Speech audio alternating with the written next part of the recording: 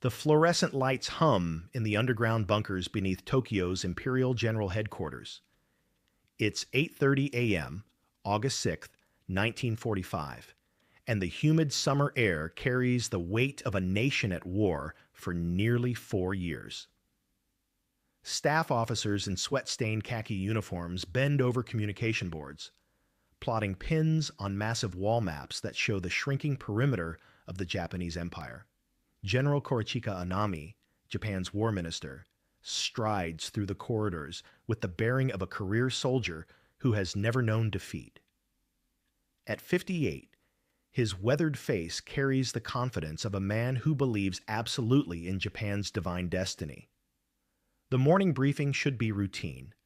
Overnight reports from garrison commanders across the home islands, updates on the massive Ketsugo defense preparations designed to make any American invasion so costly that the enemy would sue for peace. But something is wrong. The communication board for the Chugoku military district shows nothing. No morning reports from Hiroshima's 2nd General Army headquarters. No updates from the 400,000 civilians and military personnel in Japan's 8th largest city. The operators twist their radio dials, hearing only static where there should be the familiar crackle of field reports. "Sir," a young communications officer stammers, sweat beading on his forehead despite the underground cool. "We've lost all contact with Hiroshima. All military frequencies, all civilian radio. Everything went silent at approximately 8:15 this morning." Anami's dark eyes narrow. In 4 years of total war, entire cities don't simply vanish from the communication grid. Not cities with major military headquarters. Not cities that were, just hours ago, reporting normal defensive preparations. What force on earth could instantly silence 340,000 people? You have to understand the mindset of these 6 men who controlled Japan's fate in August 1945. They called themselves the Supreme War Council, the Big Six, and they genuinely believed they held the keys to victory even as American B-29s turned their cities to ash night after night. General Anami, Admiral Somu Toyoda, General Yoshijiro Umezu, Prime Minister Admiral Kantaro Suzuki, Foreign Minister Shigenori Togo, and Navy Minister Admiral Mitsumasa Yonai. 6 men, 70 million lives hanging in the balance. But here's what made them so dangerously confident. They knew secrets the Americans couldn't possibly imagine, and the Navy's FGO program under Dr. Bunsaku Arakatsu. These weren't amateur efforts. Nishina was one of the world's leading nuclear physicists, a man who had worked with Niels Bohr in Copenhagen, who understood the theoretical foundations of atomic fission better than almost anyone alive. And that knowledge had taught him something crucial. Building atomic bombs was virtually impossible.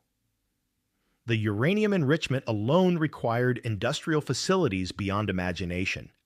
Massive electromagnetic separation plants, thousands of tons of uranium ore, electrical power consumption that would drain entire regions. Japan's leading scientists had calculated that even the mighty United States, with its untouched industrial base, could produce perhaps 1 or 2 atomic weapons at most, maybe 3, if they had started earlier than anyone suspected. So when the morning reports began filtering in, scattered, contradictory, barely believable, the military leaders dismissed them with the confidence of men who possessed superior knowledge. A small number of B-29s attacked Hiroshima with a new type bomb, read the first coherent report from a reconnaissance plane. Considerable damage observed. Admiral Toyoda, chief of the Naval General Staff, barely looked up from his strategic maps. Considerable damage from a few bombers. He had survived the massive B-29 raids that had already destroyed 42 major Japanese cities. Probably a concentrated incendiary attack. The Americans are getting more efficient. But as the hours passed, the reports grew stranger. Train schedules to Hiroshima had been indefinitely suspended. Military communications remained completely severed. Most unsettling of all, a weather reconnaissance plane reported seeing something unprecedented, a mushroom-shaped cloud rising nearly 40,000 feet into the sky. Then came President Truman's radio announcement, transmitted by shortwave and picked up by Japanese monitors. 16 hours ago, an American airplane dropped one bomb on Hiroshima, an important Japanese army base. That bomb had more power than 20,000 tons of TNT. It is an atomic bomb. The silence in the Supreme War Council meeting room was deafening. General Anami finally spoke, his voice carrying the studied calm of a career military officer. Research confirms this. Toyota nodded grimly. If the Americans possessed an arsenal of such weapons, they would have used them months ago. This is clearly a desperate gambit, perhaps their only such device. What they couldn't know was that their scientific expertise had become their greatest weakness. Their atomic research had taught them exactly how difficult the task was, but it had also blinded them to American industrial capabilities they couldn't fathom.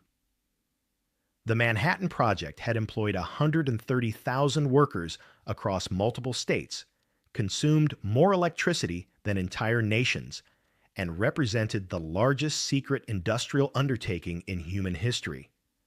The Japanese military leaders were making decisions based on what they knew was possible, but they were fighting an enemy that had redefined the possible itself.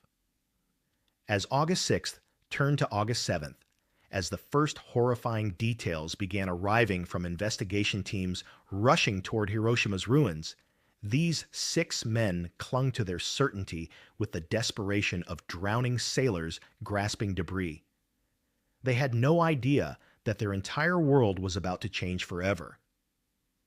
What happened next would shatter not just their military strategy, but their fundamental understanding of warfare itself. Dr. Yoshio Nishina had seen the theoretical calculations. He understood better than almost any human being alive what an atomic bomb could do in theory. And on August 7th, 1945, Nishina crossed that chasm.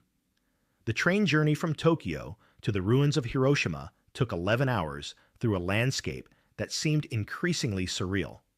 For miles before reaching the city, Nishina could see trees stripped of leaves, telephone poles snapped like matchsticks, and a strange, acrid smell that burned his nostrils.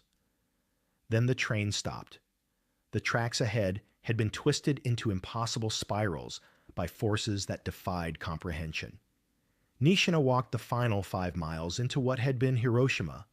Nothing, absolutely nothing, had prepared him for what he found. Buildings hadn't just collapsed, they had been vaporized. Human shadows were burned permanently into concrete walls, the ghostly outlines of people who had been walking to work when 8:15 a.m. became the last moment they would ever experience. The hypocenter, where the bomb had detonated 1,800 feet above ground, was a perfect circle of absolute destruction extending for miles in every direction. Most haunting of all were the survivors. Nishina, a man who had dedicated his life to the pursuit of scientific knowledge, found himself face to face with radiation sickness, a phenomenon that existed only in theoretical physics papers until that moment. Victims whose skin was literally falling off their bodies, people vomiting blood, measurements with his Geiger counter, the clicking growing frantic as he approached ground zero. This wasn't just an explosive device. This was the fundamental forces of the universe unleashed on a human city. Everything he thought he knew about the limits of atomic weapons had been utterly, catastrophically wrong. Meanwhile, in Tokyo, the Supreme War Council was about to receive news that would make Hiroshima seem like a mere prelude. At 11:02 a.m. on August 9th, as the Big Six were finally meeting to discuss the Hiroshima reports, an aide burst into the conference room with a message that drained the color from every face present. Nagasaki has been attacked with another atomic bomb. The room fell silent, except for the sound of Admiral Toyoda's pen clattering to the mahogany table. Another bomb. Just 3 days later, in that moment, every assumption the Japanese military leadership had clung to disintegrated like paper in flames. If the Americans had 2 atomic bombs, they could have 3, or 10, or 100. The entire foundation of Japan's defensive strategy, bleed the Americans so severely during the invasion that they would negotiate, had just become meaningless. Why would America invade when they could simply erase Japanese cities from existence one by one until nothing remained but radioactive wasteland? But even faced with this apocalyptic reality, General Anami couldn't surrender his vision of honorable death over dishonored survival. Would it not be wondrous, he asked, his voice carrying an eerie poetry, for this whole nation to be destroyed like a beautiful flower? The other council members stared at him in stunned silence. Here was a man so committed to the warrior's code that he would choose national extinction over national surrender. In his mind, there was something pure, something aesthetically perfect, about Japan disappearing in atomic fire rather than bowing before foreign occupiers. But reality was about to intrude in the most devastating way possible. On August 10th, the Japanese military captured an American fighter pilot named Marcus McDilda, shot down 2 days after Hiroshima. Under interrogation, which included torture, McDilda provided information that would finally shatter the Japanese military's resistance. The problem was, McDilda knew absolutely nothing about atomic bombs. He was a conventional fighter pilot who had never been briefed on nuclear weapons. But faced with torture and desperate to survive, he told his captors what he thought they wanted to hear, embellishing every detail he could imagine. The Americans, McDilda claimed, had over 100 atomic bombs. They could drop 3 per day.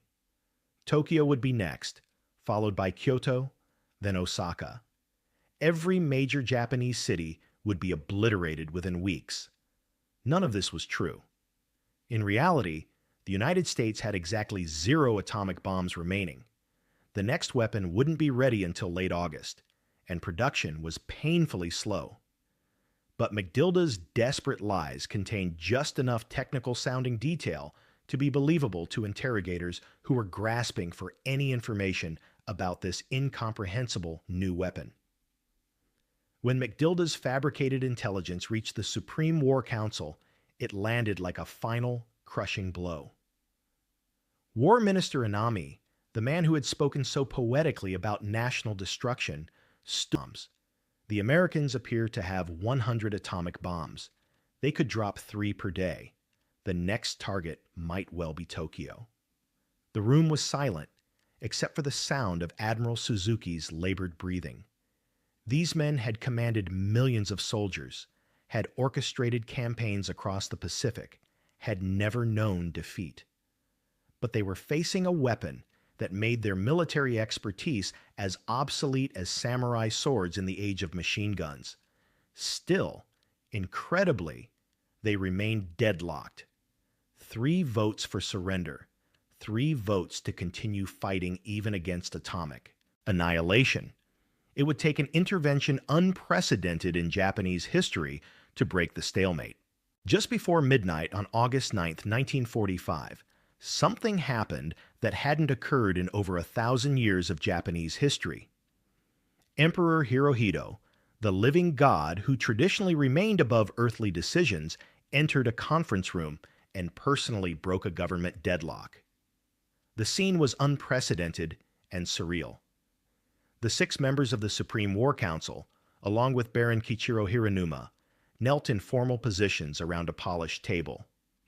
The emperor, small in stature but carrying the weight of divine authority, spoke words that would end not just a war, but an entire way of thinking about warfare itself. "I have given serious consideration to the situation at home and abroad," Hirohito said, his voice barely above a whisper. "We must bear the unbearable and suffer what is insufferable."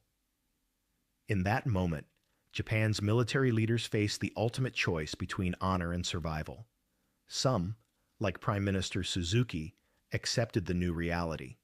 Others, like General Anami, chose a different path. On August 15th, hours before the emperor's surrender broadcast, Anami performed ritual seppuku in his home. He died as he had lived, according to the warrior's code that atomic weapons had rendered obsolete. His final poem, written in his own blood, spoke of loyalty to the emperor and regret that he could not serve longer. He never acknowledged that the world had fundamentally changed. But perhaps the most tragic figure was Admiral Toyota, who had so confidently declared that Americans couldn't have many atomic bombs. After the war, when the full scope of the Manhattan Project was revealed, when he learned that American industrial capacity had accomplished what Japanese scientists considered impossible, Toyota reportedly spent hours staring at photographs of Hiroshima and Nagasaki in complete silence. The atomic bombings didn't just end World War II. They marked the end of an entire military philosophy based on honor, sacrifice, and conventional warfare. Modern military planners study this story not just as history, but as a warning about the dangers of cognitive blindness in leadership. How expertise can become a prison. How professional knowledge can prevent leaders from recognizing revolutionary changes. Today, as we face our own technological revolutions, artificial intelligence, the story of Japan's military leadership in August 1945 remains painfully relevant. It reminds us that the greatest military disasters often come not from external enemies, but from internal inability to adapt to new realities. The Japanese military couldn't believe America's atomic bomb devastating power because they had convinced themselves it was impossible. Their scientific knowledge, their professional expertise, their cultural confidence all became weapons used against them. Sometimes the most dangerous enemy is the certainty that you understand the rules of the game, even when someone else has already changed them forever. What lessons are you taking from this story? Share your thoughts about leadership, technology, and the courage to challenge our own assumptions.